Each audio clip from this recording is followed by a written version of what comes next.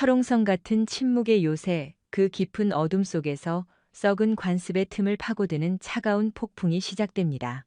화려한 훈장 뒤에 숨은 추악한 그림자를 걷어내고 오직 원칙과 실력 하나로 별을 단 여인. 부드러운 정복 너머의 강철 같은 의지가 이곳에 무너진 기강을 다시 세우려 합니다. 누구도 예상치 못한 정적이지만 치열한 사냥. 그녀의 발걸음이 멈추는 곳에서 진짜 전쟁이 시작됩니다. 다음 이야기가 궁금하시다면 지금 바로 채널 구독해주세요. 이 영상을 어디서 보고 계신가요? 무료로 할 수 있는 소중한 응원, 더 좋은 이야기로 보답하겠습니다. 춘천 외곽에 위치한 육군 제1군단 사령부는 최전방을 수호하는 핵심 부대다. 해가 저물어가는 늦은 오후, 사병들의 접근이 엄격히 통제된 영내 구석의 으슥한 흡연구역에서는 짙은 담배 연기가 피어오르고 있었다. 이곳은 부대 내 알력 다툼과 뒷담화가 오가는 고위 간부들만의 은밀한 아지트였다. 그 중심에는 원스타 계급장을 단 제1군단 참모장 송기철 준장과 그의 수족 노릇을 하는 영관급 장교들이 모여 작당 모의를 하고 있었다. 40대 후반의 나이에 별을 단 송기철은 사실 군인으로서의 기계나 눈부신 무공, 지휘 능력을 인정받은 자가 아니었다. 그는 국방부 핵심 요직의 실세들에게 아부하고 은밀한 상납고리를 만들어 장군이라는 권력을 쥐게 된 전형적인 정치 군인이었다. 군 내부에선 알만한 사람들은 다 아는 이 공공연한 비밀에도 불구하고 그는 뻔뻔하게 군단의 2인자 자리를 꿰차고 사령관 바로 아래에서 무소불위의 권력을 휘두르고 있었다. 참모장님, 내일 취임하는 신임 사령관이 정말로 여군이라는 흉흉한 소문이 사실입니까? 중령 계급장을 단 군수 참모가 슬며시 눈치를 보며 물었다. 송기철은 피우던 담배를 바닥에 내동댕이 치고 구둣발로 비벼 끄며 코웃음을 쳤다. 단순한 여군이 아니라 그저 구색 맞추기용으로 별이나 달아준 계집일 뿐인데 본질이 변하겠어? 화약 냄새 진동하고 총칼이 오가는 이 군대는 태생적으로 진짜 사내들만의 생존 무대다. 그런 험악한 곳에서 치마 두른 여자가 지휘봉을 잡고 설친다는 것 자체가 한편의 코미디 아니냐? 송기철의 목소리에는 짙은 멸시와 노골적인 비웃음이 배어 있었다. 자신이 지난 20여 년간 바닥을 기며 온갖 굴욕을 참아내고 올라온 이 거친 계급 사회에 갑자기 여군 사령관이 낙하산 타고 내려온다는 사실이 몹시도 거슬렸던 것이다. 더구나 그녀가 정통 육군 사관학교 출신의 뛰어난 엘리트라는 소문은 그의 뼛속 깊은 열등감을 건드리고 말았다. 강서연이라 했던가? 육사 78기를 수석으로 졸업하고 역대 최단기로 3스타를 달았다며 콧대가 하늘을 찌르던데. 특전사 야전사령관 출신이든 뭐든 간에 내 구역에 기어들어와서 주제넘게 나댄다면 뼈도 못 추리게 철저히 짓밟아 주마. 기집애가 군대 통솔에 대해 뭘 안다고 지휘관 행세를 해? 뻔하지. 권력자들 품에 안겨 아양이나 떨면서 얻어낸 진급일 게다. 하지만 참모장님. 소문에 의하면 신임 사령관의 실전 전술 능력과 부대 장악력이 타의 추종을 불허할 정도로 대단하다고 합니다. 곁에 있던 최소령이 안절부절 못하며 조심스레 입을 사령관에 열었지만 송기철은 신경질적으로 손사래를 치며 일축했다. 능력은 무슨 얼어 죽을 놈의 능력. 야전에서 기집애들이 제 아무리 날고 기어봤자 결국 한계가 뚜렷한 유리천장에 부딪히기 마련이다.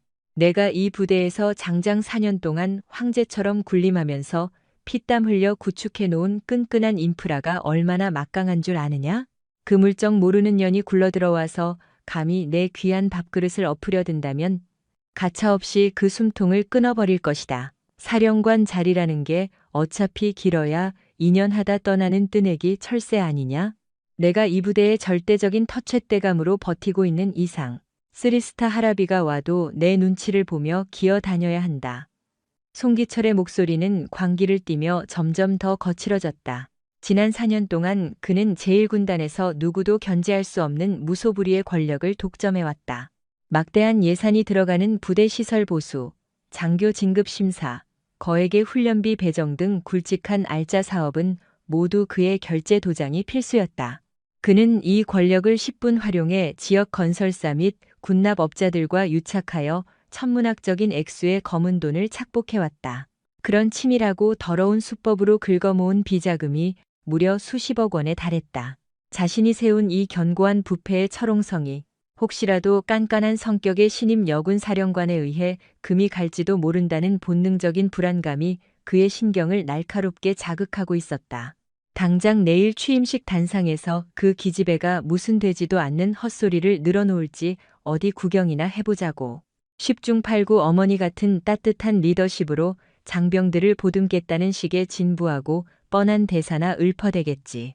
나는 그저 단상 맨 앞줄에 앉아 영혼 없는 기계적인 박수나 쳐주며 내 실속만 철저히 챙기면 그만이다. 부대의 모든 실질적인 돈줄과 결재권은 이 참모장의 굳건한 손아귀 안에 있으니까. 송기철이 구둣발로 마지막 담배꽁초를 신경질적으로 비벼 끄던 바로 그 순간이었다. 등 뒤에서 겨울밤의 서리발처럼 차갑고 묵직한 여성의 목소리가 비수처럼 날아와 꽂혔다. 어깨에 장군의 별을 달고 있는 자의 혀가 어찌 이리도 천박하고 저급한가. 게다가 부하들이 버젓이 지켜보는 앞에서 자신의 직속 상관을 대놓고 모욕하다니. 그것이 과연 대한민국 장성이 취해야 할 올바른 태도인가? 송기철과 그에 동조하며 낄낄대던 장교 무리는 등골이 오싹해짐을 느끼며 화들짝 놀라 고개를 휙 돌렸다. 그곳에는 짙은 남색 윈드브레이커를 걸치고 검은색 캡모자를 눈가까지 푹 눌러쓴 여성이 팔짱을 낀 채 바위처럼 꼿꼿이 서 있었다. 175cm는 거뜬히 넘겨 보이는 훤칠하고 탄탄한 체격에 모자챙 아래로 번뜩이는 날카로운 눈매는 절대 녹지 않는 만년설처럼 차가웠다. 비록 군복이 아닌 편안한 사복 차림이었음에도 불구하고 그녀의 전신에서 뿜어져 나오는 압도적인 위압감은 결코 평범한 민간인의 것이 아니었다. 송기철은 순간적으로 흠칫 놀라며 뒷걸음질을 쳤지만 이내 모멸감에 휩싸여 불같이 역정을 내기 시작했다. 정체를 알 수 없는 외부인, 그것도 한낱 여자가 엄격한 통제 구역인 군단 사령부 깊숙한 곳까지 허락 없이 기어들어와 자신들의 극비밀담을 몰래 엿들었다는 사실에 머리끝까지 분노가 치밀어 오른 것이다. 너 대체 정체가 뭐야? 여기가 감히 어느 안전이라고 민간인 주제에 겁도 없이 함부로 싸돌아다니는 거냐? 당장 내 소속과 이름을 밝히지 않으면 그 즉시 군사경찰에 인계해서 매운맛을 보여주마. 송기철의 핏대선 호통은 주변 공기를 얼어붙게 할 만큼 살벌했다. 하지만 그 미스터리한 여성은 눈썹 하나 까딱하지 않는 여유를 보였다. 오히려 입꼬리를 비스듬히 말아 올리며 그를 향해 차가운 조소를 보낼 뿐이었다. 내가 군과 무관한 외부인일 거라는 근거 없는 확신은 대체 어디서 나오는 거지? 참모장. 지금 당장 전투복을 걸쳐 입고 있지 않다고 해서 모두가 군인이 아닌 것은 아닐 텐데. 그녀의 당돌한 대답에 송기철은 완전히 이성의 끈을 뚝 끊어버렸다. 이 미친년이 돌았나? 당장 지갑 열어서 민증 까보지 못해? 원스타 장성이라는 자신의 범접 불가한 절대적 권위가 이름 모를 한낱 여자에게 처참히 무시당했다는 참을 수 없는 굴욕감 때문이었다. 그는 황소처럼 씩씩거리며 성큼성큼 다가가 그녀의 뺨을 향해 소뚜껑같이 거대한 손바닥을 번쩍 치켜들었다. 거친 귀싸대기를 사정없이 올려붙여 오만방자한 기를 단숨에 꺾어버리겠다는 야비한 속셈이었다. 빙 둘러서서 이 광경을 지켜보던 부하 장교들은 굳이 나서서 만류하지 않고 뒷짐을 진 채 관망만 했다. 오히려 이참에 참모장님의 억센 카리스마를 확실히 과시할 아주 훌륭한 무대가 마련되었다고 내심 반기는 눈치였다. 하지만 송기철의 묵직한 손바닥이 허공을 가르고 그녀의 얼굴을 강타하려는 찰나. 도저히 믿기 힘든 기가 막힌 상황이 눈앞에 연출되었다. 여자의 오른손이 먹잇감을 노리는 독사처럼 순식간에 뻗어나오더니 날아오던 송기철의 손목을 강철 같은 악력으로 낚아채어 움켜쥐었다. 그러고는 상대가 방어할 틈조차 주지 않고 눈 깜짝할 사이에 관절의 역방향을 향해 무자비하게 확 꺾어 넘겼다. 끄아아. 송기철은 살과 뼈가 찢어지는 듯한 극한의 고통에 짐승 같은 비통한 비명을 내지르며 흙바닥에 볼품없이 고꾸라졌다. 산전수전 다 겪은 40대 후반의 건장한 남성 장군이 겉보기에 가틀퍼 보이는 여성의 단 한 번의 움직임에 처참하게 제압당하는 데는 채 1초의 시간도 걸리지 않았다. 아, 이 미친년이 감히 누구 몸에 손을 대. 송기철은 목에 핏대를 잔뜩 세운 채 엄청난 고통을 호소하며 악에 받쳐 발악했다. 그러나 그녀는 조금의 동요도 없이 자신이 틀어진 손목의 각도를 한층 더 가파르고 잔인하게 비틀어버렸다. 곧이어 송기철의 팔목 관절 부근에서 뚜둑 뚝 하는 뼈조각이 어긋나는 소름 끼치는 파열음이 주변에 울려 퍼졌다. 단 1mm만 더 압력을 가하면 인대와 뼈가 완전히 아작이 나버릴 위태로운 형국이었다. 참모장님. 사태의 심각성을 깨달은 옆의 참모들이 하얗게 질린 얼굴로 기겁하며 그녀를 제지하려 달려들었다. 그러나 여자의 눈에서 뿜어져 나오는 짙은 살기 어린 눈빛과 정면으로 마주치고는 마치 마법에 걸린 듯 그 자리에 꽁꽁 얼어붙고 말았다. 그녀의 흔들림 없는 시선 속에는 선명하고도 압도적인 사리가 꿈틀거리고 있었다. 여기서 한 발짝이라도 더 다가오면 너희 놈들의 팔목 역시 남김없이 분질러 놓겠다는 등골 서늘한 무언의 압박과 다름없었다. 겨우 원스타 계급장이나 달고 거들먹거리면서 입에 담기도 힘든 그따위 천박한 언행을 일삼다니 대한민국 군인으로서 부끄러움조차 느끼지 못하는가? 마치 자신이 부대의 나폴레옹이라도 된 양 직속 상관을 조롱하고 뒤로는 시커먼 뇌물 돈봉투나 챙기는 것을 훈장처럼 자랑스레 떠벌리는 게 바로 이 나라 장성들의 썩어빠진 현주소란 말인가? 여자의 음성은 살을 에이는 한겨울의 북풍한 설보다 훨씬 더 매섭고 서늘했다. 바닥에 엎드린 송기철은 그 순간 뒷덜미에 소름이 쫙 돋으며 지금 자신이 건드린 상대가 예사롭지 않다는 사태의 심각성을 직감했다. 나보다 높은 계급의 장성? 3스타? 그렇다면 혹시 당신이 설마 오늘 밤에 몰래 도착했다는 그 공포에 질린 송기철의 턱관절이 통제력을 잃고 달달 떨리기 시작했다. 여자는 자신을 춘참해던 야구 모자를 여유로운 동작으로 벗어 바닥에 툭 던졌다. 단정하게 꽉 묶어 올린 포니테일과 함께 서구적이면서도 칼날처럼 날렵하게 떨어지는 서늘한 얼굴선이 가감없이 드러났다.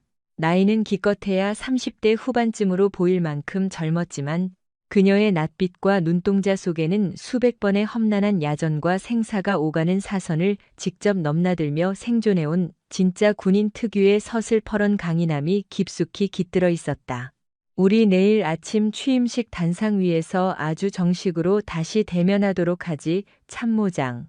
그 영광스러운 자리에서는 내가 먼지 한 톨 없는 완벽한 정복 차림에 3스타 중장 계급장을 찬란하게 달고 니놈 앞에 설 테니. 그때도 굽히지 않고 내 면전에 대고 기집애라고 함부로 불을 두둑한 배짱이 남아있다면 어디 한번 마음껏 짓거려 보시지. 여자는 마치 불결한 오물 쓰레기를 내던지듯 송기철의 손목을 됐나버렸다. 송기철은 차가운 흙바닥을 이리저리 뒹굴며 금방이라도 뼈가 끊어질 듯 욱신거리는 팔목을 부여잡고 처절하게 신음했다.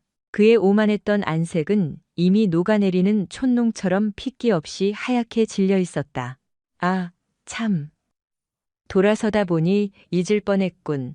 참모장 전결로 무소불위 처리해왔던 지난 4년간의 부대시설 보수 내역서와 모든 예산 집행, 회계 장부, 내일 일과가 시작되기 전까지 내 집무실 책상 정중앙에 빠짐없이 올려두도록 해라.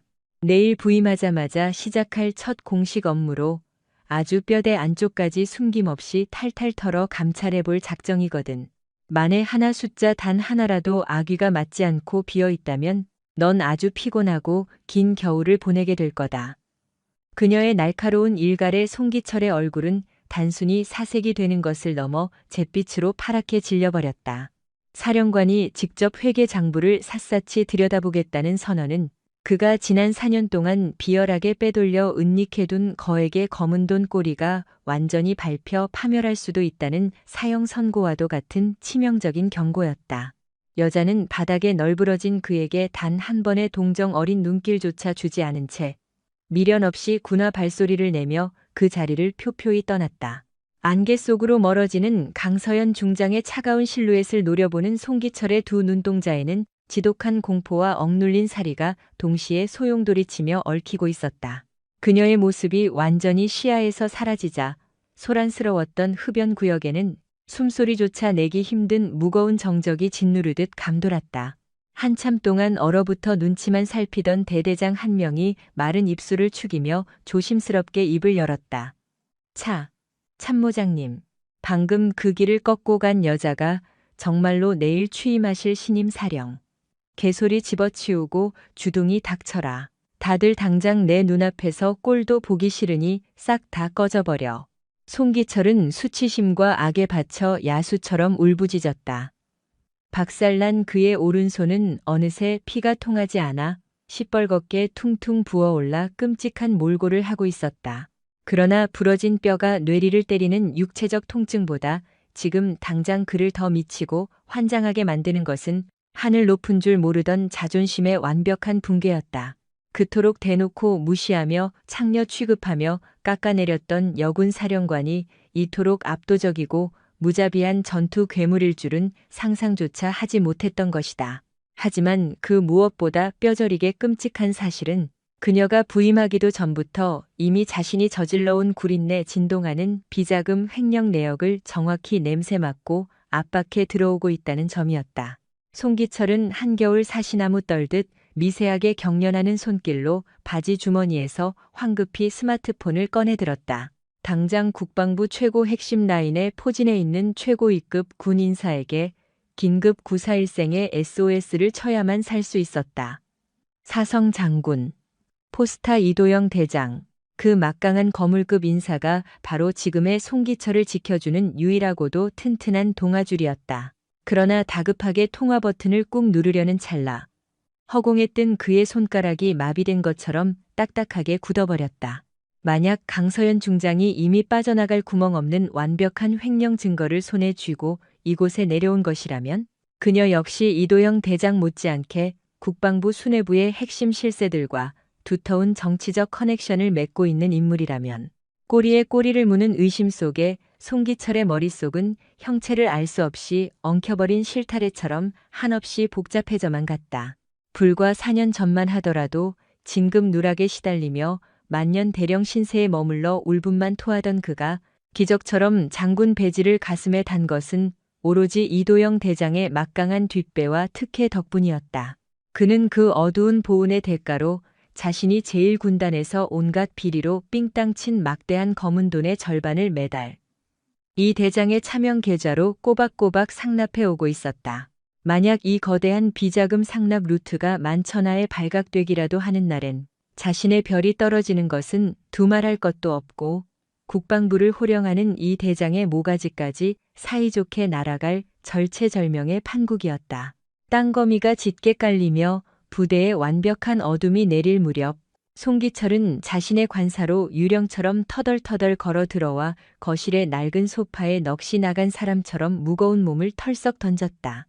기형적으로 꺾인 손목 관절은 마치 활활 타오르는 불길에 휩싸인 듯 끔찍하게 아파왔지만 감히 부대 의무대나 군 병원을 찾아가 응급치료를 받을 엄두조차 내지 못했다.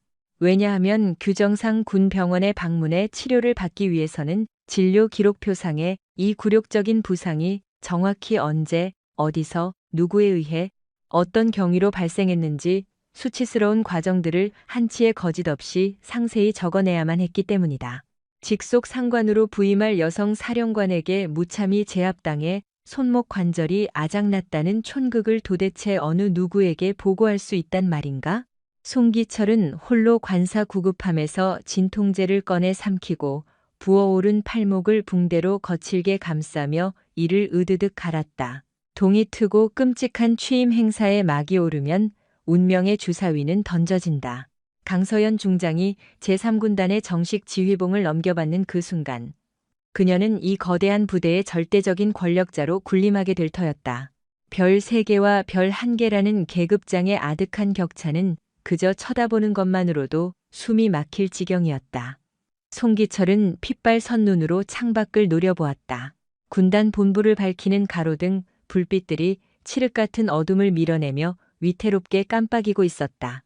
이 광활한 군사 영지는 지난 4년 동안 그가 왕이나 다름없이 군림하며 온갖 비리를 저질러온 무법지대였다. 그러나 내일 아침 해가 떠오르면 그 달콤했던 권력의 시대가 산산조각 날 위기였다. 그는 부상당한 손목을 감싸주며 지독한 결의를 다졌다. 이대로 속수무책으로 당할 수만은 없었다. 그에겐 매달 막대한 상납금을 바쳐온 국방부의 실세, 이진우 대장이라는 최후의 동아줄이 굳건히 버티고 있었기 때문이다. 더욱이 뼛속까지 마초적인 군대 특유의 폐쇄적 분위기는 철저히 자신에게 유리한 무기였다. 아무리 날고 기는 여성 지휘관이라 할지라도 거친 사내들로 들끓는 이 남초 집단을 단숨에 털어쥐고 통제하기란 절대 불가능할 것이라며 애써 불안한 속내를 달랬다. 그럼에도 불구하고 꺾인 손목에서 펄떡이는 통증은 조금도 가라앉지 않았고 그 지독한 고통은 내일 벌어질 핏빛 사태를 예고하는 사신의 경고처럼 불길하게만 느껴졌다. 이튿날 오전 6시 정각, 제3군단 본부는 신임 지휘관의 취임 행사 준비로 벌집을 쑤신 듯 정신없이 돌아가고 있었다. 널찍한 연병장에는 이른 새벽부터 예하부대 병력들이 줄지어 집결해 거대한 진영을 갖추기 시작했다. 수도권 북곽의 경계 방어를 책임지는 핵심 부대인 육군 제3군단은 예하에 2개의 정규 보병사단을 비롯해 기갑, 포병, 특수통신지원부대까지 아우르는 막강한 규모를 자랑했다. 이번 취임식에는 직할대 소속만 무려 3,000명이 넘는 정예 병력이 동원될 예정이었다. 송기철 준장은 관사 안방에서 단정하게 각이 잡힌 예복을 차려입고 전신거울 앞에 섰다. 어깨 견장에서 빛나는 원스타 계급장이 창문으로 쏟아지는 아침 햇살을 받아 서늘한 광채를 뿜어냈다. 그는 욱신거리는 오른팔 손목 주위에 피부색과 비슷한 압박 테이프를 여러 겹 두껍게 감았다. 밤새 독한 진통제를 털어 넣었음에도 붓기는 좀처럼 가라앉지 않았고 미세하게 손을 움직일 때마다 날카로운 송곳으로 찌르는 듯한 통증이 엄습했다. 결국 테이프 자국이 보이지 않도록 제복 소매 단추를 끝까지 채워 길게 늘어뜨렸다. 거울 너머로 비친 자신의 초췌한 몰골을 노려보며 송기철은 다시금 이를 꽉 물었다. 전날 밤 그 정체불명의 여자에게 겪은 치욕은 뇌리에 깊게 박혀 도무지 씻겨나가지 않았다. 눈 깜짝할 새 제압당했다는 참담한 굴욕감과 지난 4년간 축적한 비자금 장부가 까발려질지 모른다는 짙은 공포가 밤새도록 그의 숨통을 조여왔다. 그러나 날이 밝은 지금은 상황이 완전히 다르다 여겼다. 여긴 철저히 공개된 공식 석상이었다. 상대가 하늘 같은 쓰리스타라고 할지라도 3,000명의 눈동자가 지켜보는 한가운데서 군단의 참모장인 자신을 개처럼 대하지는 못할 것이 분명했다. 송기철은 억지로 심호흡을 하며 요동치는 내면을 억눌렀다. 어제의 일은 인적 드문 어두운 골목에서 벌어진 불쾌한 해프닝일 뿐이다. 지금은 군단의 정식 취임 행사이고 자신은 2인자인 참모장 자격으로 새 사령관을 깎듯이 영접하기만 하면 그만이었다.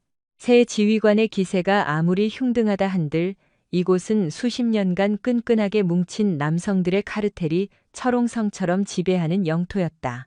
부대 내 핵심 요직을 꿰차고 있는 영관급 지휘관들은 모두 송기철과 더러운 뒷돈을 나누며 수년간 짬짬이를 해온 충직한 수족들이었다. 그들은 오직 송기철의 손짓 하나에만 철저히 복종할 준비가 되어 있었다. 오전 7시 30분을 넘기자 광활한 연병장에 동원된 전 병력이 오차없는 도열을 완료했다. 사열대와 가장 가까운 최전방열에는 부대의 핵심인 영관급 간부들이 자리 잡았고 그 정중앙 중심축에는 참모장인 송기철 준장이 오만하게 버티고 섰다. 군단 서열 2위에게 당연히 주어지는 특권적인 위치였다. 그의 오른쪽으로는 작전을 총괄하는 송기동 대령, 인사행정의 실세 강현우 대령, 그리고 군사정보를 쥐락펴락하는 조영진 대령이 좌우로 간격을 맞춰 도열했다. 이들 셋은 무궁화 세계를 훈장처럼 번뜩이는 제3군단 최고의 엘리트 지휘부이자 송기철의 검은 돈 세탁을 돕는 핵심 공범들이었다. 송기철은 매의 눈으로 좌우 병력의 상태를 살폈다. 두약볕 아래 선 병사들의 굳은 얼굴 위로는 묘한 기대감과 팽팽한 긴장감이 교차하고 있었다. 깐깐하기로 소문난 신임 사령관의 부임 날이라는 압박감도 컸지만 무엇보다 대한민국 창군 이래 최초로 여성 군단장이 지휘봉을 잡는다는 역사적인 타이틀 때문이었다. 이는 국방부 수뇌부 내부에서도 엄청난 반발을 불렀을 만큼 파격 중의 파격인 인사였다. 여군이 장군 진급을 하는 것 자체도 낙타가 바늘구멍을 통과하는 일인데 수만 명의 목숨을 책임지는 군단장이라는 막강한 야전 실권을 거머쥔 것은 그야말로 전무후무한 대사건이었다. 사병들 사이에서는 벌써부터 새 사령관에 대한 전설 같은 무용담이 파다하게 퍼져 있었다. 강서현 중장이 647기 수석 임관자 출신이며 전방 GOP 수색대장부터 후방 특수전 부대까지 거치며 굵직한 무공훈장을 휩쓸었다는 소문이었다. 게다가 합참작전본부에 머물 당시 북한군의 기습 도발에 대비한 완벽한 3단계 입체 방어 매뉴얼을 직접 창안해 미군 수뇌부의 극찬을 받았다는 영웅담도 들려왔다. 그럼에도 송기철은 이런 뜬구름 잡는 평판들을 코웃음치며 무시했다.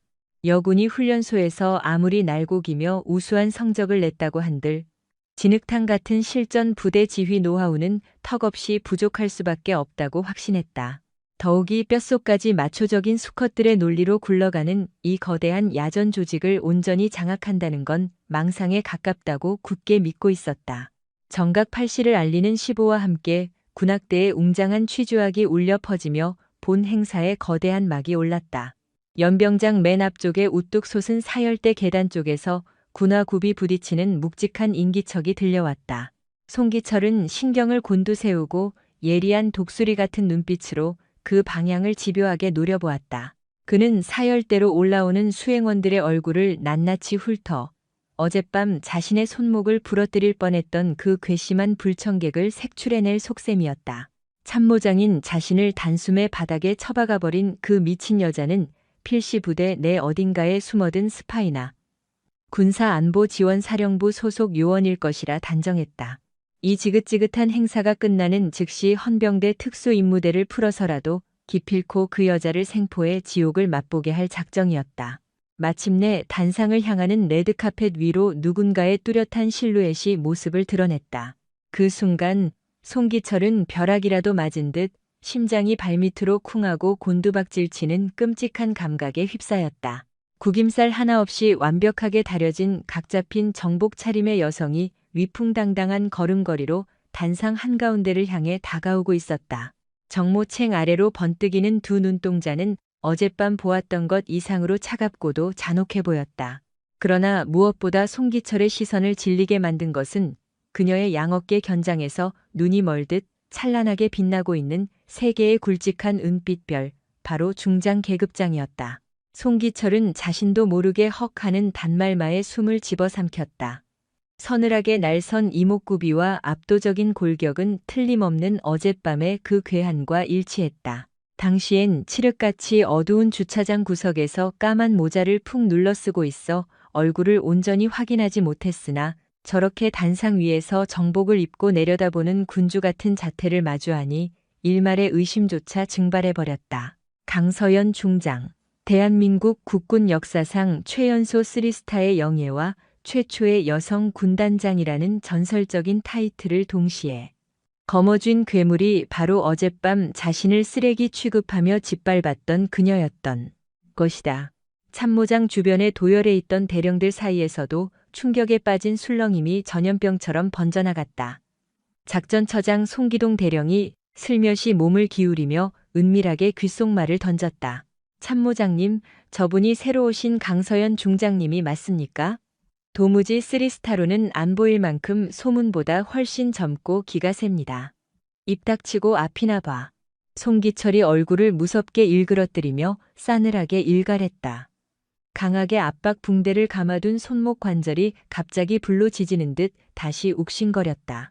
찰나의 순간에 바닥으로 내동댕이 쳐지며 제압당하던 끔찍한 감각, 그리고 자신의 귓가에 냉혹하게 꽂히던 죽음의 경고 메시지가 환청처럼 머릿속을 강타하며 이성을 마비시키고 있었다. 강서현 중장은 거대한 사열대 단상 정중앙에 미동도 없이 서서 광활한 연병장을 가득 메운 3천여 명의 무장 병력을 여유롭고도 매서운 눈빛으로 천천히 훑어내렸다. 그녀의 시선에는 거대한 군단을 통솔해야 한다는 중압감이나 미지의 환경에 대한 두려움 따위는 먼지 한 톨만큼도 존재하지 않았고, 도리어 그 차가운 안광과 우연히 시선이 마주친 최전방 병사들이 맹수 앞에 초식동물처럼 압도당해 숨을 죽일 지경이었다. 강서연은 꼿꼿한 자세로 단상 마이크를 꽉 쥐고 마침내 굳게 닫혀있던 입술을 열었다. 제3군단 소속 전 장병들은 들어라. 본관은 금일 8시를 기점으로 신임 제3군단장 임무를 부여받고 이 자리에 선 강서연 중장이다. 마이크를 타고 연병장 구석구석으로 퍼져나가는 그녀의 발성은 대포 소리처럼 뚜렷하고 강경했다. 비록 톤이 높은 여성의 음성이었으나 그 이면에는 야전에서 뼈가 굵은 진성 군인들만이 뿜어낼 수 있는 피비린내 나는 압도적 아우라가 짙게 깔려 있었다. 본관은 사관학교를 수석으로 졸업한 이래 지난 20여 년의 세월 동안 단 한 번의 타협 없이 대한민국 국군의 창과 방패로 헌신해왔다. 최전방 말단 소대장을 시작으로 험지를 누비며 중대장, 대대장, 연대장 직책을 완수했고 최정예 보병사단의 참모장직을 역임하며 실전 감각을 갈고 닦았다. 합참 지휘부에서는 국가 안보와 직결된 핵심 작전을 총괄 기획했으며 육군 본부의 고질적인 병폐를 뜯어고쳐 교육 및 훈련 체계의 완전한 혁신을 주도했다. 이 숱한 피땀 어린 여정을 거치며 본관의 뼛속 깊이 새겨진 철학은 오직 단 하나다. 군대라는 조직은 목숨을 건 엄격한 기강과 그 어떤 외풍에도 흔들림 없는 강철 같은 원칙 아래에서만 생존할 수 있다는 절대적 진리다. 강서연의 서슬퍼런 연설이 이어지자 넓디 넓은 연병장에는 바늘 하나 떨어지는 소리조차 들릴 만큼 무거운 정막이 내려앉았다. 3,000명에 달하는 대병력이 마치 마법에 걸린 듯 쥐 죽은 듯이 기립한 채 오직 사령관의 날카로운 목소리에만 모든 신경을 곤두세우고 있었다.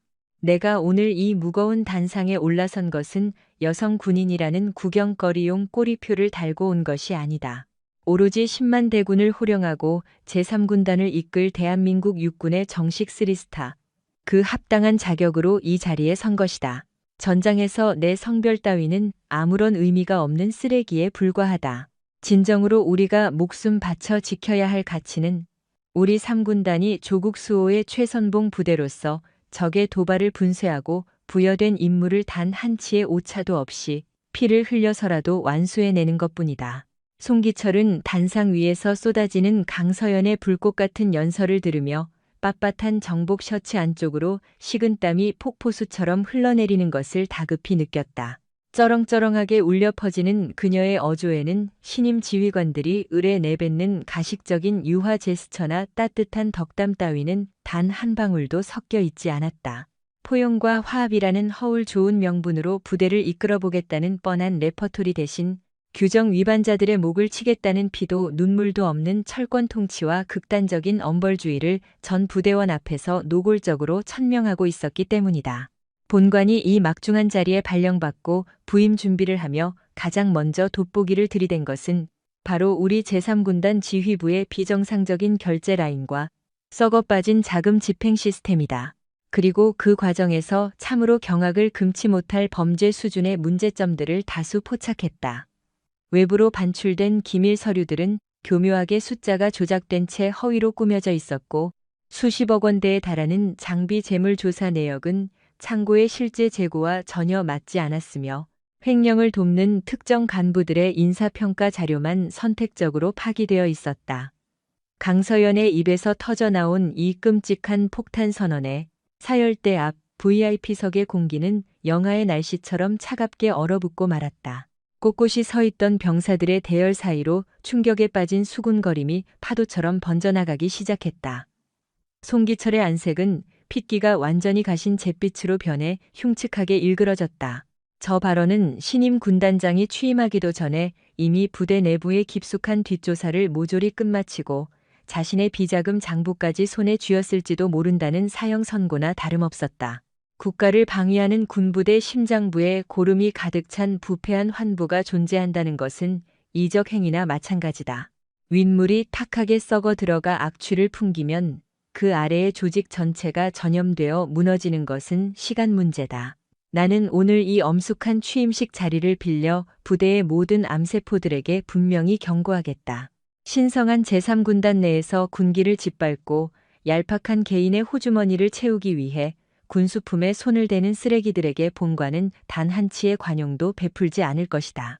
지위 고하나 직책의 무거움을 막론하고 군영법과 규정을 위반한 버러지들은 철저하게 군사재판의 회부에 파멸시킬 것이다.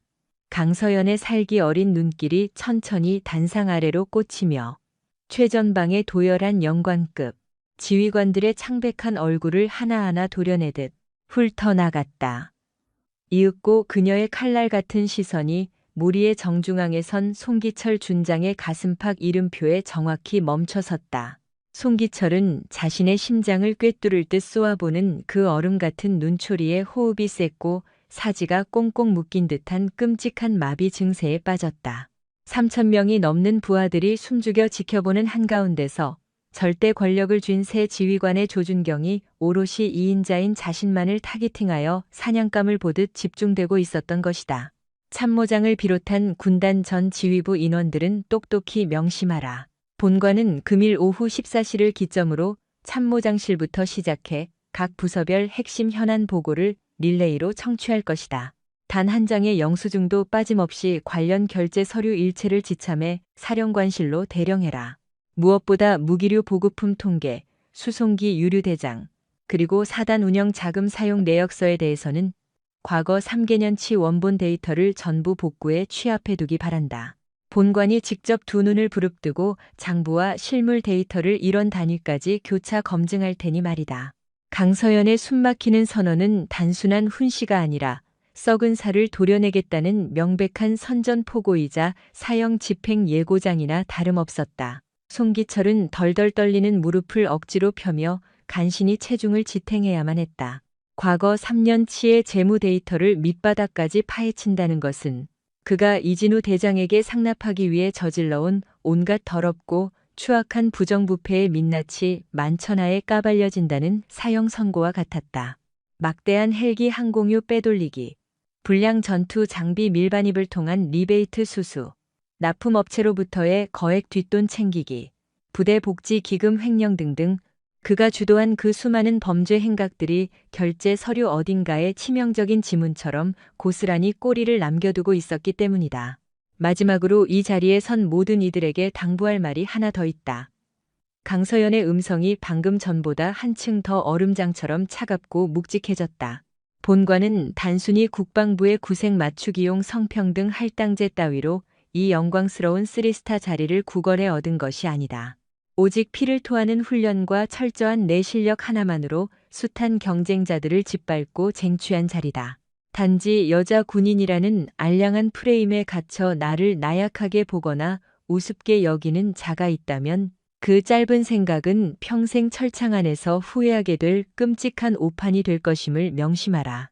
나는 사관생도 시절부터 실전 격투, 체력 검정, 고난도 사격술, 전략 전술, 지휘 등 전평가 과목에서 타의 추종을 불허하는 압도적 1등급을 놓친 적이 없다. 지옥 같다는 특수전 사령부의 심화훈련 과정을 최고 성적으로 수료한 것은 물론이고 살상용 CQC 근접 격투술 마스터 자격증까지 보유하고 있다. 행여나 내 전투 기량이나 지휘 능력을 얄팍한 잔머리로 시험하려 드는 치기 어린 간부가 있다면 언제든지 내 집무실로 찾아와라. 환영해주겠다.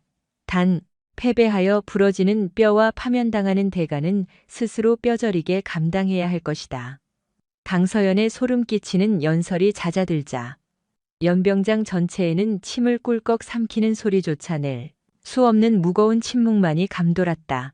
이것은 흔히 볼 수 있는 의례적인 취임 인사가 아니라 부대 내의 썩은 목들을 모조리 쳐내겠다는 피바람을 예고하는 사륙의 선전포고나 다름없었다. 그녀는 가식적인 온정주의로 부하들의 비위를 맞추며 다독일 마음이 머리카락 한 올만큼도 없어 보였다. 오로지 틈 한 줄기 허용하지 않는 완벽한 통제와 서슬퍼런 군영법대로만 이 거대한 부대를 철권 지배하겠다는 무서운 집념만을 노골적으로 뿜어냈을 뿐이다. 이것으로 본관의 취임사를 가름하겠다. 제3군단 전 장병들이여, 우리는 조국의 최전방 안위를 책임지는 절대 무너지지 않는 철벽이다. 우리에게 부여된 막중한 책무를 완수하기 위해 한마음으로 전진하자. 단결. 강서연이 절도 있게 각이 잡힌 거수경례를 붙이자 사열대를 둘러싸고 늘어선 3,000명의 정예 병력 모두가 하늘이 떠나갈 듯 우렁찬 함성과 함께 일제히 오른손을 쳐들었다. 바로 그 찰나 송기철은 자신이 붙잡고 있던 권력의 썩은 동아줄이 이미 형체도 없이 불타 끊어졌음을 직감적으로 깨달았다. 강서연 중장은 그저 상징성만 내세워 얼굴마담 노릇이나 할 나약한 허수아비가 절대 아니었다.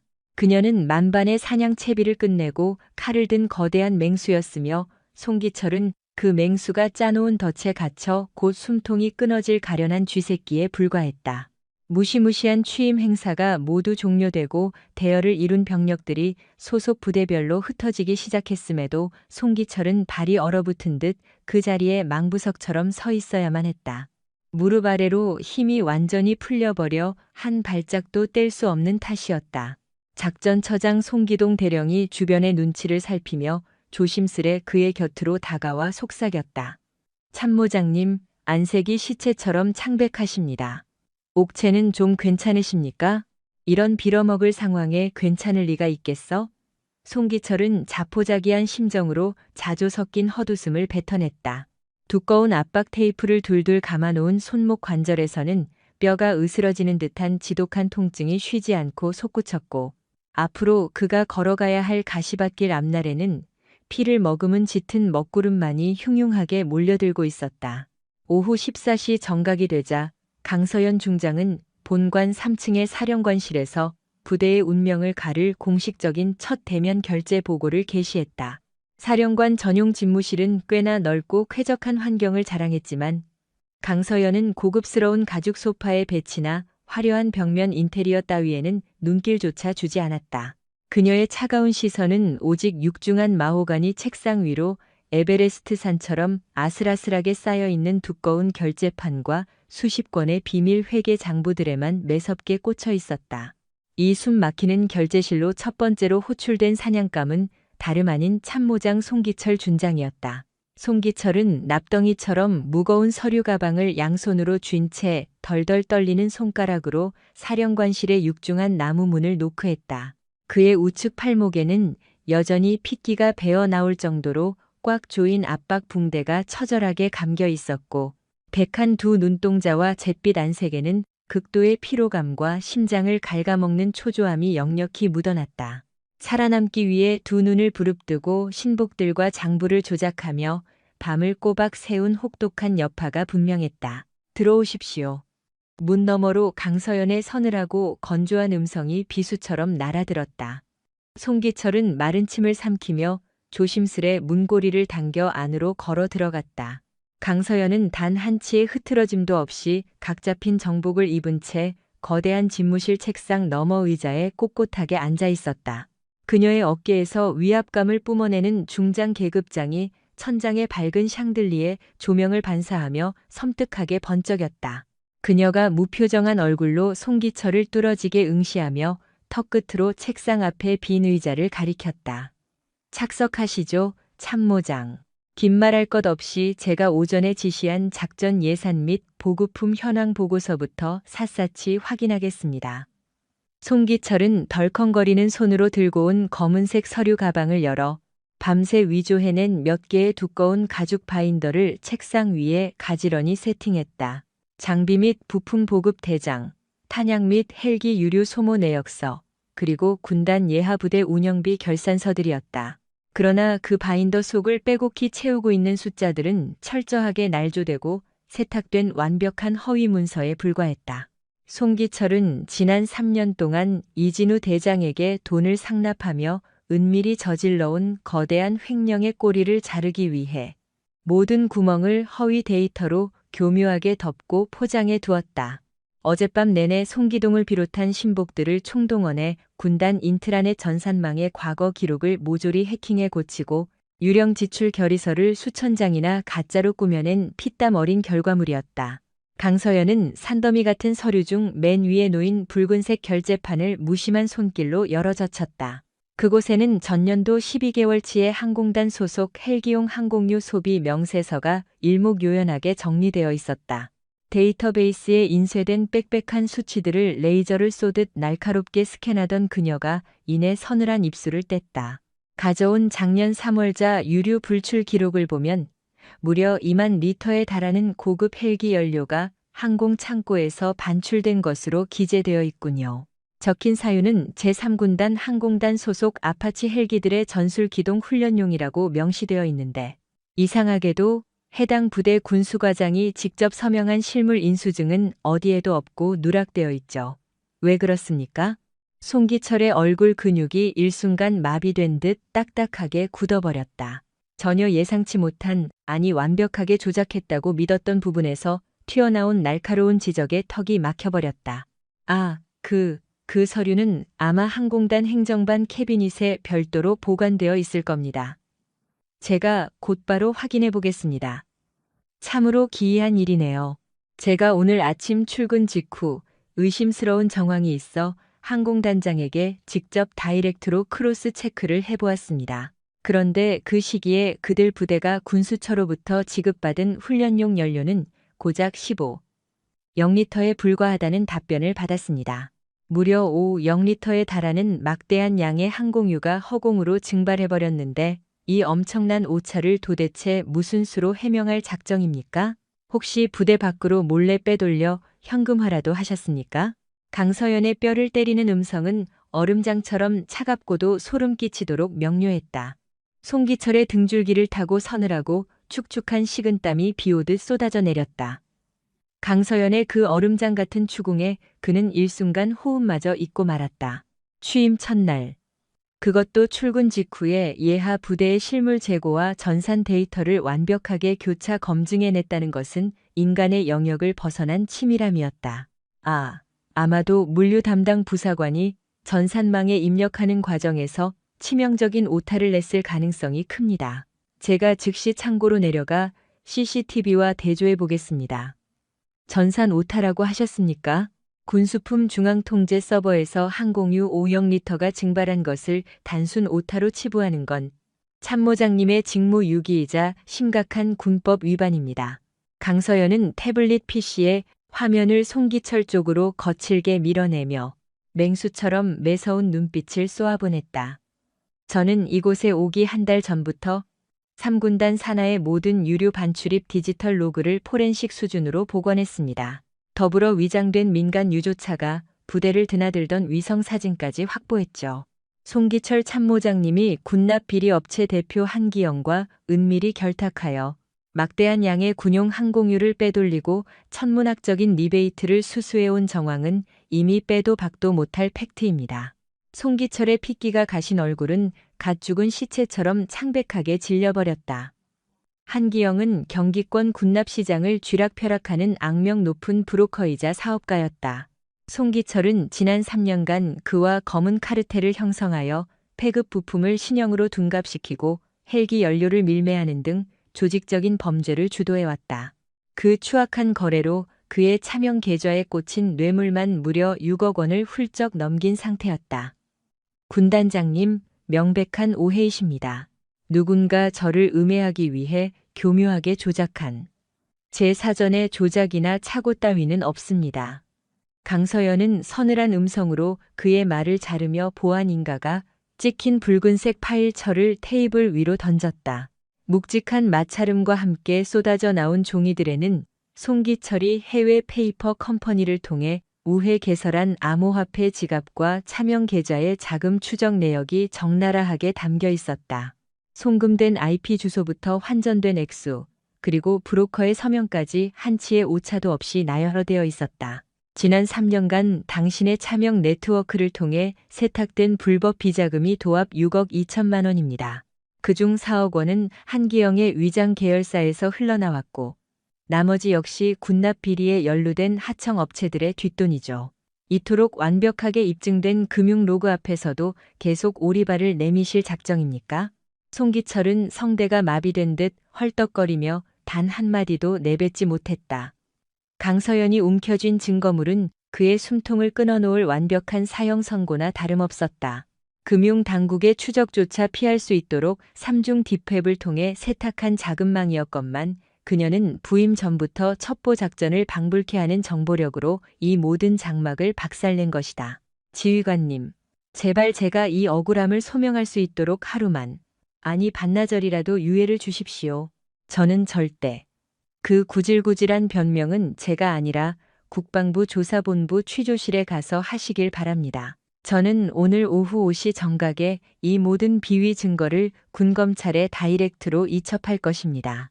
당연히 참모장 직위 해제 건의서도 함께 올라갈 거고요. 강서연의 눈빛은 한치의 타협도 허용하지 않는 강철검과 같았다. 송기철의 머릿속이 새하얗게 탈색되며 끔찍한 절망감이 목통을 조여왔다. 그러나 뼛속까지 권력에 기생해온 그가 이대로 순순히 파멸을 맞이할 리 없었다. 그의 등 뒤에는 이 판국을 단숨에 엎어버릴 거대한 그림자, 육군 본부를 쥐락펴락하는 실세 중의 실세인 이도영 대장이 버티고 있었기 때문이다. 군단장님, 모든 서류를 국방부로 넘기시기 전에 참모장으로서 마지막 고언을 드리고 싶습니다. 이 정도 규모의 군납 비리 의혹이 언론과 상급 부대에 노출되면 군단장님의 초기 리더십은 물론이고 3군단 전체의 존립 기반마저 뒤흔들리는 치명적인 오점이 될 것입니다. 덮을 수 있는 문제는 내부에서 조용히 도려내는 것이 조직을 위한 길 아닙니까? 조직을 위한 길? 범죄자들을 제 식구라는 핑계로 껴안고 고름을 키우는 것이 군단의 존립을 지키는 방식입니까? 강서연의 목소리는 활화산처럼 끓어오르는 분노를 억누르고 있었다. 사리사욕에 눈이 멀어 헬기 연료까지 팔아먹는 당신 같은 기생충들이야말로 육군의 명예를 시궁창에 처박고 있는 주범들입니다. 제 목에 칼이 들어와도 이딴 역겨운 카르텔은 모조리 도려낼 것입니다. 송기철은 핏발선 눈을 번뜩이며 자리에서 천천히 일어났다. 파리하게 질린 입술과는 대조적으로 그의 동공 속에는 살아남기 위해 무슨 짓이든 하겠다는 도끼가 가득 차올랐다. 극단적인 파괴 공작만이 유일한 살기림을 깨달은 것이다. 군단장님의 확고한 뜻 뼛속 깊이 새기겠습니다. 처분만을 기다리고 있겠습니다. 송기철은 차갑게 얼어붙은 얼굴로 거수경례를 마친 뒤 무거운 발걸음으로 지휘관실 문을 나섰다. CCTV 사각지대인 비상계단으로 몸을 숨긴 송기철은 손을 벌벌 떨며 보안이 걸린 대포폰에 전원을 켰다. 그가 다급하게 호출한 인물은 작전참모 송태경 중령. 즉 지난 3년간 작은 일을 도맡으며 리베이트를 함께 나누어 먹은 가장 충직한 사냥개였다. 뚜르르 하는 신호음이 2번째 울리기도 전에 전화가 연결되었다. 송중령, 당장 비상이다. 사실상 데프콘 1급 사태야. 새로운 미친 군단장이 우리가 은폐했던 차명 계좌와 이중 장부의 하드카피본까지 전부 확보했다. 이대로 오시가 되면 우린 나란히 육군 교도소행이다. 판을 엎어버릴 물리적인 시간이 필요해. 스피커 너머로 헉 하는 송태경의 억눌린 비명과도 같은 밭은 숨이 들려왔다. 참모장님, 진정 무사찰로 털렸단 말씀이십니까? 이제 저희는 어찌해야 합니까? 호랑이 아가리에 머리가 처박혀도 정신만 차리면 산다. 부대 전체의 눈과 귀를 마비시킬 초대형 카오스가 필요해. 그래야 그 혼란을 틈타 원본 데이터가 담긴 금고를 박살낼 수 있다. 오늘 밤 자정 정보통신대대 메인 청사에 물리적인 타격을 가한다. 방화다. 예, 방화라니요. 그건 반역에 준하는 중범죄 아닙니까? 지금 찬밥 더운 밥 가릴 처지냐. 통신 메인 서버가 잿더미가 되면 군단 전체의 인트라넷과 보고 체계가 올스톱된다. 서버실이 불타는 동안 넌 증거 보관실로 침투해서 하드디스크를 디가우징하고 이중 장부를 전부 소각해. 그 후엔 내부망 블라인드와 언론사에 익명 제보를 뿌리는 거다. 새로 부임한 여성 군단장이 무리한 마녀 사냥식 표적 감찰을 벌이다가 하급자들의 반발을 샀고 결국 스트레스를 견디지 못한 누군가가 방화를 저질렀다는 완벽한 프레임을 짜는 거지. 전화기 너머의 송태경은 공포와 갈등으로 헐떡였으나 그 역시 수억 원의 떡고물에 중독된 공범이었기에 선택의 여지는 없었다. 알겠습니다. 제 손에 피를 묻히더라도 반드시 성공시키겠습니다. 좋아. 밤 11시에 통신대대 뒤편 쓰레기장 쪽에서 접선한다. 이 통화 이후로 내 폰은 당장 박살내서 버려라. 은밀한 모의를 마친 송기철은 지휘관실을 피해 자신의 참모실로 숨어들었다.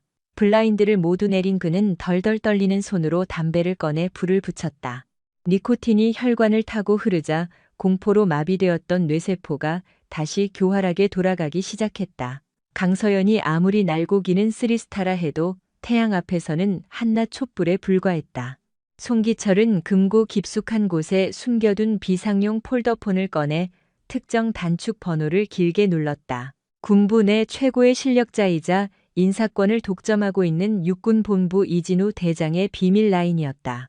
송기철의 별자리와 요직을 만들어준 창조주의자, 그동안 상납한 천문학적인 검은 돈의 최종 도착지인 바로 그 권력이었다. 충성. 이 대장님, 3군단 송기철입니다. 송 장군. 해가 중천인데 웬일로 개인 라인을 다 켰어? 스피커를 뚫고 나오는 이도영 대장의 음성은 골프장이라도 나온 듯 여유롭고 느긋했다. 대장님, 송구하오나 부대에 큰 불상사가 발생했습니다. 새로 내려온 강서연 중장이 미친 개처럼 제 과거 행적을 물어뜯고 있습니다. 차명 계좌의 꼬리는 물론이고 이중 장부의 실체까지 까발려졌습니다. 그 순간 수화기 너머의 여유로운 공기가 얼어붙듯 싸늘해졌다. 낮게 가라앉은 이진우 대장의 목소리가 뱀처럼 스멀거렸다. 그 계집이 부임하자마자 칼춤을 춘다고?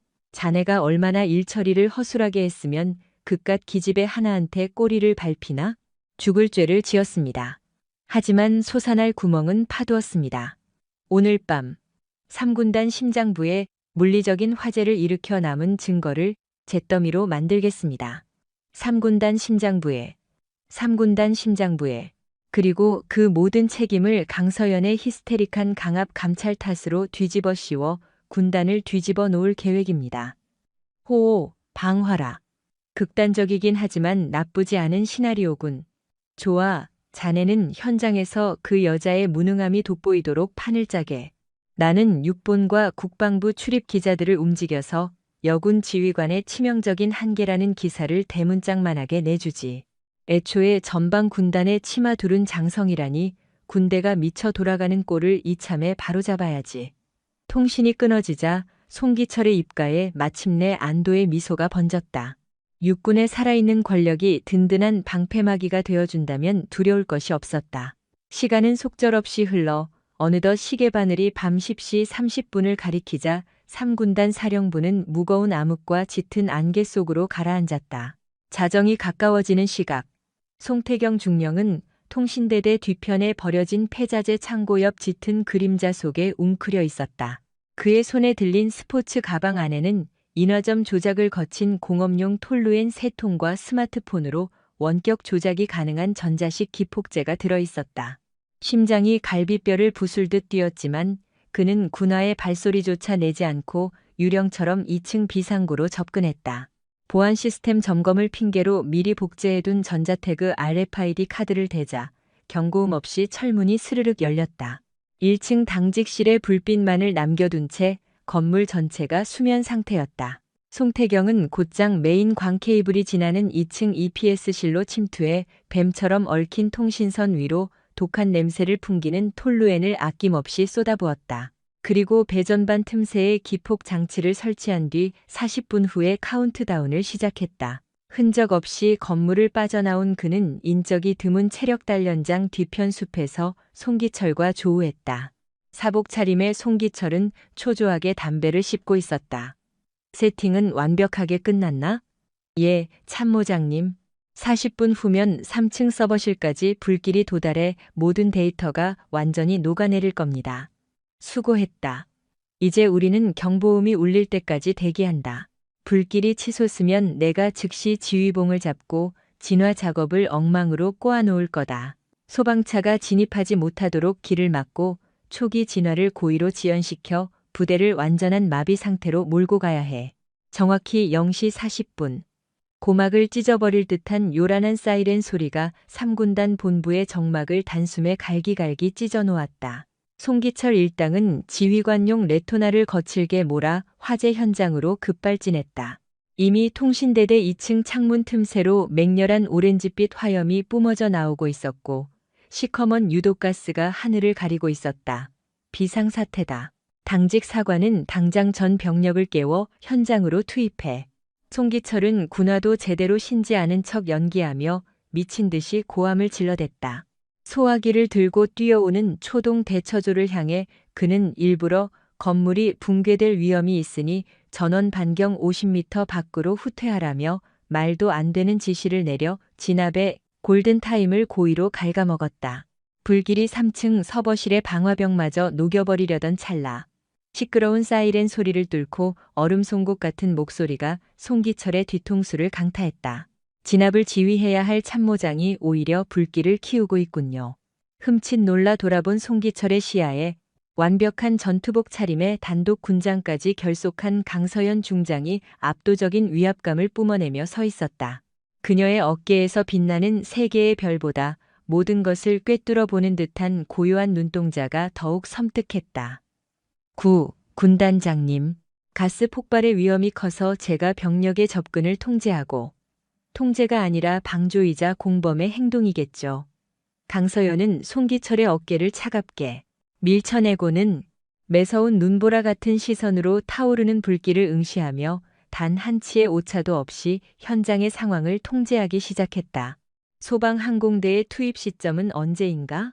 강서연의 차가운 물음에 부관이 10분 뒤라고 답하자 그녀의 미간이 좁아졌다. 기다릴 시간 없다. 그때면 3층 서버의 메인 프레임이 잿더미가 될 거다. 그녀는 주변을 기민하게 살피더니 복도 벽면에 비치된 대용량 특수 진압 산소통을 발견하고는 주저없이 다가갔다. 무려 30kg이 넘는 육중한 장비였으나 강서연은 단숨에 둘러쬐다. 군단장님, 독가스가 퍼지고 있습니다. 이건 자살 행위입니다. 송기철이 가식적인 경악을 꾸며내며 막아섰지만 강서연은 싸늘한 콧방귀로 그를 무시한 채 화염이 치솟는 2층 진입로로 쇄도했다. 방독면조차 없이 전투복 옷깃만으로 입을 막은 그녀의 발걸음은 일말의 망설임도 없었다. 비상구 문을 박차고 들어선 3층은 지옥을 연상케 하는 붉은 화마의 장이었다. 유독성 연기가 시야를 가렸으나 특수전 사령부 출신인 그녀의 직감은 정확히 발화점인 중앙통제실을 가리키고 있었다. 강서연은 산소통의 노즐을 개방하여 맹렬한 기세로 푸른 소화액을 분사했다. 일반 장교들은 안전지대에서 무전기나 붙잡고 있었겠지만 대테러 훈련을 마스터한 그녀의 동선은 완벽하고 치밀했다. 첫 번째 장비가 바닥나자마자 파쿠르를 하듯 2층으로 뛰어내려 새 장비로 교체해 오기를 수차례. 그녀의 고군분투 끝에 미친 듯이 날뛰던 화마가 기세를 잃었고 마침내 헬기 레페를 타고 내려온 특수구조대원들이 잔불 진압을 마무리 지었다. 20여 분 뒤 시커먼 연기를 뚫고 걸어 나오는 강서연의 전투복은 형편없이 그을려 있었고 뺨에는 숯검정이 가득했다. 하지만 맹금류처럼 빛나는 그녀의 안광을 마주한 송기철은 등골이 오싹해졌다. 자신이 짠 완벽한 테러 시나리오가 빗나간 것은 물론 오히려 강서연이 목숨을 걸고 군의 핵심 자산을 지켜낸 불세출의 영웅으로 각인되는 순간이었기 때문이다. 강서연은 소방대장과 인수인계를 마친 즉시 송기철의 앞을 가로막았다. 아직 매캐한 연기를 뿜어내는 건물을 손가락으로 가리킨 그녀는 단호하게 입을 열었다. 참모장, 안내하십시오. 발화의 시작점을 직접 확인해야겠습니다. 송기철이 붕괴 위험을 핑계로 뒷걸음질을 쳤으나 강서연은 안전 확보는 이미 끝났다며 그의 얄팍한 변명을 일축하고는 잔해 속으로 성큼성큼 걸어 들어갔다. 겁에 질린 송태경 중령과 창백해진 송기철이 마지못해 그 뒤를 따랐다. 전소된 3층 제어실의 참상 속에서도 강서연의 눈썰미는 예리하게 빛났다. 바닥에 웅크려 앉아 그 으름을 맨손으로 닦아낸 뒤 코끝을 댄 그녀가 이죽거렸다. 인화성 물질의 냄새가 아주 짙게 진동하는군요. 참모장께선 이게 단순한 화재로 보이십니까? 송기철이 바닥 청소용 화학약품일 것이라며 어설프게 둘러대며 시선을 피하자 강서연은 타담한 전선 다발을 치켜들며 쬐기를 박았다. 피복이 인위적으로 벗겨져 있습니다. 이건 단순한 누전이 아니라 누군가 악의적으로 세팅한 명백한 방화이자 고의적인 테러입니다. 군부대 내 테러란이 당치 않다며 송기철이 부들부들 떨자 그녀는 한치의 물러섬 없이 그의 동공을 응시하며 차갑게 쏘아붙였다. 경계망이 느슨해진 틈을 타 물류창고의 껄끄러운 장부들을 한 줌의 재로 만들 심산이었겠지만 헛수고하셨습니다. 오늘 낮 헌병 감찰팀이 이미 부대 내 모든 창고와 메인 서버실을 전면 압수수색했습니다. 강서연의 얼음 송곳 같은 말에 송기철은 망치로 머리를 얻어맞은 듯 비틀거렸다. 그녀는 지난 5년간 그가 조작한 문건과 비자금 흐름을 완벽히 복구해낸 상태였다. 특수전의 기본은 적이 시선을 돌린 곳에 이면을 찌르는 것입니다. 당신이 불꽃놀이로 내 눈을 가리려 발악하는 동안 나는 당신의 심장부를 털었습니다. 강서연은 전투복 안주머니에서 구겨진 문서를 꺼내 송기철의 가슴팍에 던지듯 들이밀었다. 오늘 정오에 당신 자택의 비밀 금고에서 쏟아져 나온 이중 장부와 3억 원 상당의 금괴 압수조서입니다. 송기철 참모장, 비리가 넘쳐나던 당신의 추악한 군 생활도 오늘로써 완전히 끝이 났습니다. 압수조서의 물증 앞에 송기철의 무릎이 결국 꺾이고 말았다. 강서연은 그가 부임 직후 수작을 부릴 것을 예측하고 판을 뒤집어 놓은 지 오래였다. 송기철이 유치한 방화 사건으로 시선을 분산시키는 사이 그녀는 이미 그의 숨통을 끊을 모든 증거를 수집해둔 완벽한 사냥꾼이었다. 살려주십시오, 사령관님. 애원하는 송기철을 향해 강서연은 송기철 준장, 귀관을 군사 반란 및 테러 혐의로 직위 해제하고 즉시 구속한다고 냉혹하게 선고했다. 대기하던 헌병들이 들이닥쳐 그의 팔을 꺾어 수갑을 채웠다. 이어 새파랗게 질린 송태경 중령마저 공범으로 체포되며 두 사람의 오만했던 쿠데타는 처참한 패배로 막을 내렸다. 두 간부가 포승줄에 묶인 채 연병장으로 끌려 나오자 비상소집된 수백 명의 장병들은 충격에 휩싸인 채 쥐죽은 듯 침묵했다. 강서연은 잿더미가 된 건물 단상에 올라서서 마이크 없이도 쩌렁쩌렁 울리는 목소리로 선언했다. 제3군단 장병들 들어라. 오늘 부대의 심장부를 불태우려 한 자들은 다름 아닌 뇌물에 눈이 먼 부패한 지휘관들이었다.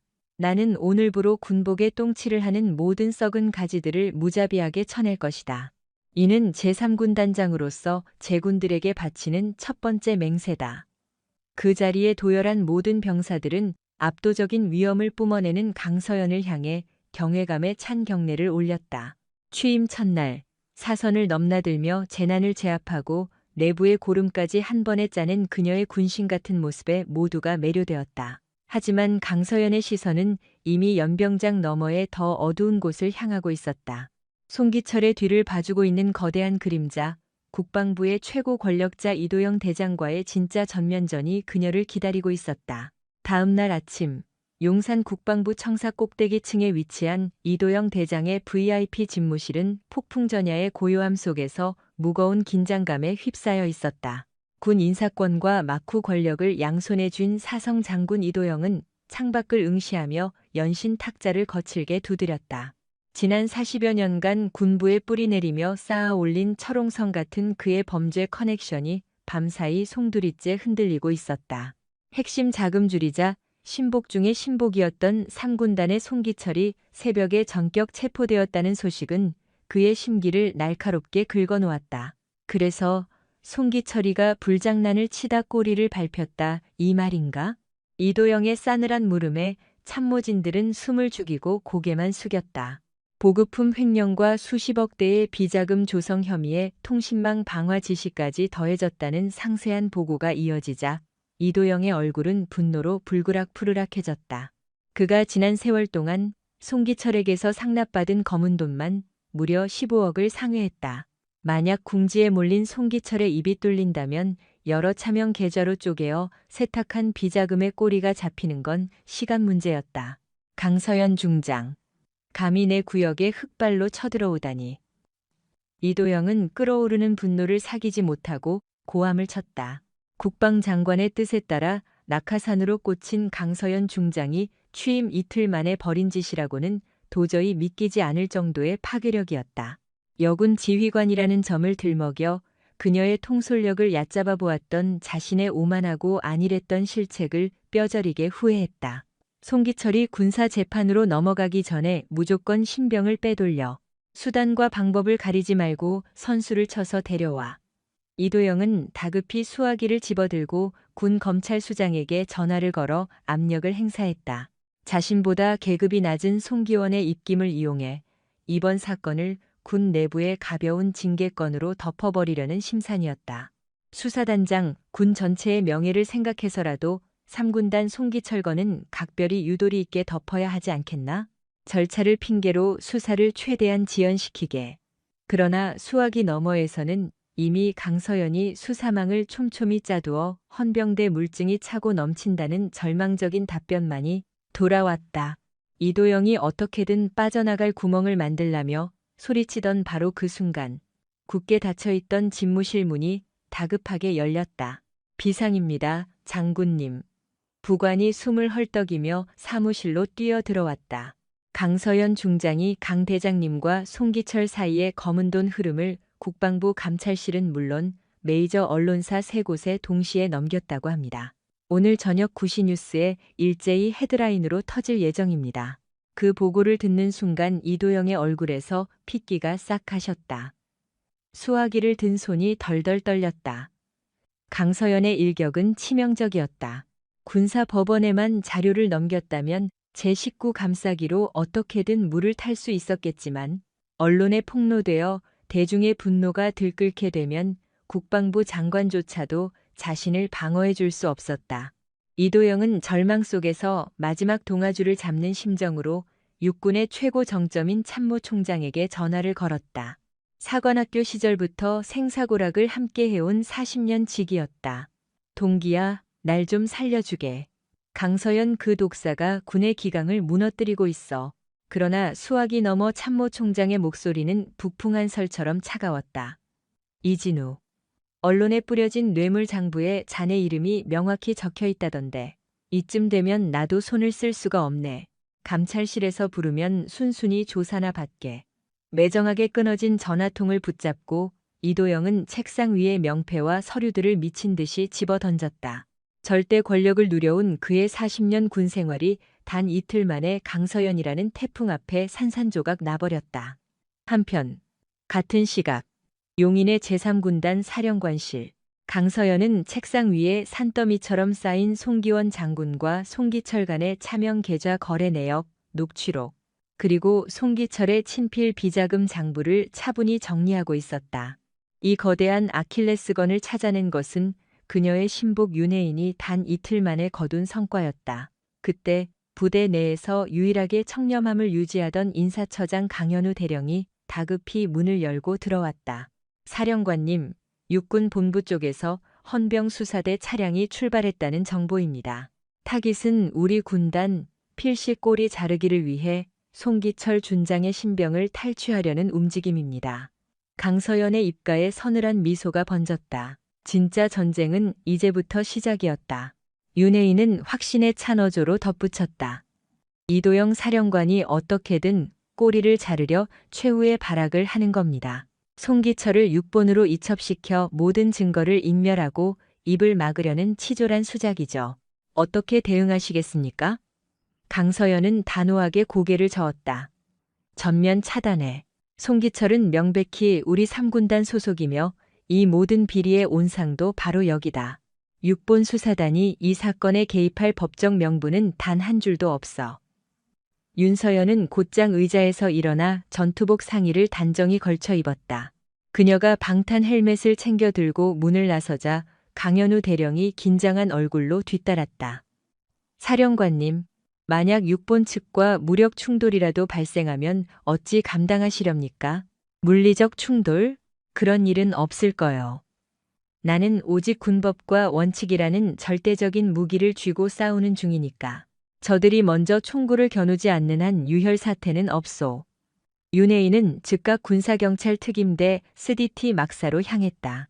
연병장에는 완전 무장을 마친 특수 헌병들이 출동 지시만을 기다리고 있었다. 윤혜인은 선두 지휘 차량에 올랐고 강현우 대령을 비롯한 핵심 참모들도 결연한 표정으로 동승했다. 본청 정문 앞을 전면 봉쇄한다. 강서연의 명령이 떨어지자 흑색 전술 차량들이 사이렌을 울리며 맹렬히 질주했다. 군단 최고 지휘관이 직접 특임대를 이끌고 작전에 나서는 것은 전례를 찾아볼 수 없는 파격적인 행보였다. 하지만 윤혜인은 지금 이 순간이 3군단의 명운을 가를 분수령임을 직감하고 있었다. 송기철을 육본에 넘기는 순간 이도영은 모든 죄를 덮어쓰고 남은 잔당들과 함께 진실을 땅에 묻어버릴 것이 자명했다. 오후 3시 15분 3군단 위병소 앞으로 육본 소속 검은색 세단과 호송 차량 5대가 요란하게 들이닥쳤다. 선두 차량에서 내린 헌병 수사대장의 전투복 어깨에는 중령 계급장이 거만하게 번쩍였다. 그는 초병의 가슴팍에 신분증을 거칠게 들이밀며 윽박질렀다. 육본 헌병 수사단이다. 송기철 준장의 신병을 즉각 인수하라는 상부의 명을 받고 왔다. 당장 차단기를 올려라. 위병소 책임 간부는 당황한 기색이 역력했다. 그는 다급히 지휘 통제실로 한 라인을 연결해 비상 상황을 전파했다. 통제실은 지체 없이 작전 지휘 중인 강서연 중장에게 이 사실을 보고했다. 사령관님, 육본 측 수사관들이 막무가내로 송기철 준장의 인도를 요구하며 진입을 시도 중입니다. 단호히 거부해라. 우리 3군단 예하의 피의자는 내 직속 허가 없이 단 한 발자국도 밖으로 나갈 수 없다. 백도현의 서늘하고 묵직한 음성이 통신망을 타고 위병소에 울려 퍼졌다. 정문 통제관은 무전 내용을 확인한 뒤 헌병 중령을 가로막았다. 죄송합니다만 군단장님의 직접적인 제가 없이는 결코 출입을 허가할 수 없습니다. 지금 장난해? 이건 육본 최고 지휘부의 엄명이다. 당장 저 바리케이드를 치우지 못해. 헌병 중령이 핏대를 세우며 고함을 내질렀다. 바로 그 찰나 정문 안쪽 도로에서 날카로운 타이어 마찰음이 터져나왔다. 현장에 있던 육본 수사관들의 시선이 일제히 소리의 진원지로 향했다. 검은색 K131 전술 차량들과 방검복으로 무장한 특임 대원들이 겹겹이 진을 치며 다가오고 있었다. 살벌한 무장 병력의 위압감에 육본 측 인원들은 순간 숨을 죽였다. 선두 전술 차량이 위병소 앞에 멈춰서고 문이 열리며 강서연 중장이 위풍당당하게 모습을 드러냈다. 야전 상의에 선명하게 박힌 3스타 계급장이 매서운 햇빛을 받아 번뜩였다. 윤혜인은 차에서 내려 헌병 중령의 코앞까지 거침없이 다가섰다. 내가 제3군단 사령관 강서연 중장이요. 남의 부대 앞마당에서 행패를 부리는 목적이 대체 무엇이오? 헌병 지휘관은 한소희의 뿜어내는 압도적인 살기에 눌려 저도 모르게 마른 침을 삼키며 뒷걸음질을 쳤다. 3스타와 투고드락이라는 하늘과 땅 차이의 계급 격차는 감히 쳐다보기조차 힘든 벽이었다. 저희는 육본의 긴급 지시를 받고 송기철 준장의 신병을 호송하려 파견되었습니다. 육본의 어떤 자가 그런 월권 행위를 지시했단 말이오. 그게 헌병 중령은 차마 입을 떼지 못하고 우물쭈물했다. 애초에 그는 이도영 사령관의 은밀한 사주를 받고 급파된 터라 정식으로 기한된 작전 명령서 따위는 있을 리 만무했다. 정식 공문서가 있다면 당장 내 눈앞에 꺼내보시오. 강서연이 차갑게 손을 내밀었다. 중령은 서류 가방을 만지작거렸지만 텅 빈 가방에서 합법적인 영장이 나올 리 없었다. 서면으로 된 정식 지시서조차 없다면 당장 이 부대 앞에서 꺼지시오. 송기철은 내 지휘 아래 있는 자이며 뇌물수수가 벌어진 곳도 내 구역이오. 수사권은 전적으로 나에게 있어. 하지만 사령관님, 육본의 뜻을 이렇게 거스르시면 육본이 대체 무슨 근거로 야전 부대 지휘관의 정당한 사법 통제권을 침해한다는 거요? 이는 명백한 지휘 체계 문란 행위이며 중령 당신은 지금 중대한 군법 위반을 저지르고 있는 꼴이오. 강서연의 호통은 칼날처럼 날카롭고 서슬퍼런 기백이 넘쳤다. 헌병 지휘관은 더 이상 변명조차 쥐어짜지 못한 채 꿀먹은 벙어리가 되었다. 궁지에 몰린 그는 급히 스마트폰을 꺼내들어 육본 지휘부의 현장 상황을 보고하려 했다. 바로 그 순간 위병소 옆 대형 전광판에서 정규 방송을 끊고 긴급 속보가 흘러나왔다. 육군 최고위층인 이진우 사령관이 방산 비리와 연루된 뒷돈 수수 혐의로 국방부 감찰실에 긴급 구인되었다는 충격적인 보도였다. 화면 속에는 이도영 장군이 수갑을 찬 채 감찰실 조사관들에게 이끌려 청사 안으로 들어가는 비참한 모습이 생중계되고 있었다. 평소 꼿꼿하던 그의 고개는 푹 꺾여 있었고 포스타에 위풍당당하던 기세는 완전히 증발해버린 지 오래였다. 이 뉴스를 실시간으로 목격한 헌병 중령의 얼굴은 순식간에 잿빛으로 변해버렸다. 자신에게 불법적인 명령을 하달했던 든든한 뒷배, 이도영 사령관이 나락으로 떨어졌다는 것은 곧 자신의 이번 임무가 완벽하게 명분을 잃고 실패했음을 의미했다. 그는 체념한 듯 강서연을 향해 빳빳하게 거수경례를 올렸다. 큰 결례를 범했습니다. 사령관님, 저희는 2만 부대로 철수하겠습니다. 6본 수사관들은 마치 쫓기는 쥐떼처럼 황급히 차량에 올라타 현장을 도망치듯 빠져나갔다. 윤혜인은 매캐한 흙먼지를 일으키며 사라지는 호송차들의 뒷모습을 차갑게 쏘아본 뒤 뒤편의 강현우 대령을 향해 고개를 돌렸다.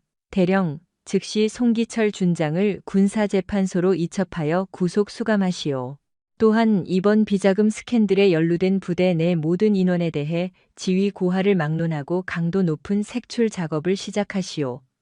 명받았습니다. 사령관님, 한치의 흔들림 없이 집행하겠습니다. 강지수는 다시 지휘 차량에 탑승하는 것을 거절하고 위병소에서부터 군단 지휘부까지 천천히 걸어서 복귀하기 시작했다. 그녀가 지나가는 길목마다 늘어선 수많은 장병들이 일제히 가던 길을 멈추고 우렁찬 경례를 올렸다. 강지수는 흐트러짐 없는 자세로 장병들의 경례를 하나하나 진심을 다해 받아주었다. 그로부터 이틀 후 송기철 준장은 어깨의 별을 강제로 뜯긴 채 군복마저 박탈당하고 삭막한 육군 교도소 독방에 갇히는 신세로 전락했다. 든든한 배우였던 이도영 사령관 역시 포스타의 영예를 잃고 군검찰의 철창 신세를 면치 못했다. 이윽고 군사재판이 열렸지만 워낙 강서연 측이 수집한 계좌 내역과 녹취록 등 물증이 빼도 박도 못하게 완벽했던 터라 형량은 볼 것도 없이 무겁게 내려졌다. 결국 송기철에게는 징역 10년이, 주동자인 이도영에게는 징역 12년이라는 중형이 선고되었다. 이 거대한 폭풍이 휩쓸고 지나간 한 달 뒤 제3군단은 뼈를 깎는 쇄신을 통해 완전히 새로운 부대로 거듭났다. 서은우 중장은 부패의 온상이었던 낡은 간부진을 가차없이 숙청하고 그 자리를 오직 청렴도와 실전 능력을 검증받은 유능한 지휘관들로 채워 넣었다. 그녀는 결코 에어컨이 나오는 쾌적한 지휘관실에만 틀어박혀 서류나 뒤적이는 탁상 공론의 리더가 아니었다. 매일 동이 트기 전이면 완전 군장을 한 채 병사들과 함께 험준한 산악 구보를 뛰었고 사격 훈련에서는 직접 K 소총을 들고 표적의 한가운데를 꿰뚫어 보였으며 진흙탕을 뒹구는 혹한기 야전 훈련에도 단 한 번의 열애 없이 동참했다. 어느 날 강서연은 신병교육대대의 야간 전술행군 훈련장을 예고 없이 방문했다. 그곳에선 군화조차 길들여지지 않은 앳된 신병들이 무거운 군장을 메고 가파른 능선을 오르며 사투를 벌이고 있었다.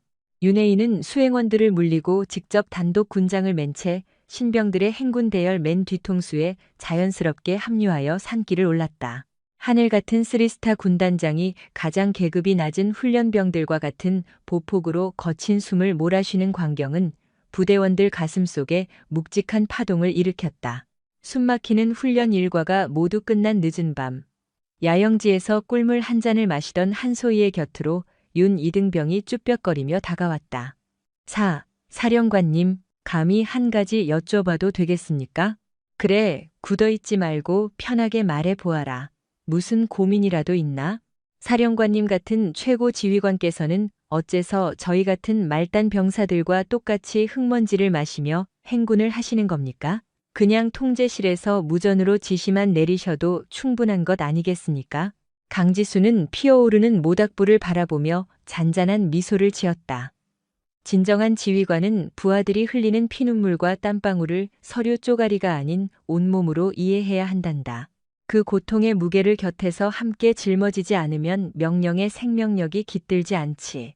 내 어깨에 얹혀있는 이별 세계는 남들 위에 군림하라고 준 권력의 완장이 아니라 가장 무거운 책임을 지라는 국가의 낙인 같은 거란다. 너희들의 소중한 목숨을 온전히 지켜내고 언제든 전장의 가장 앞선에서 함께 방아쇠를 당기겠다는 맹세지.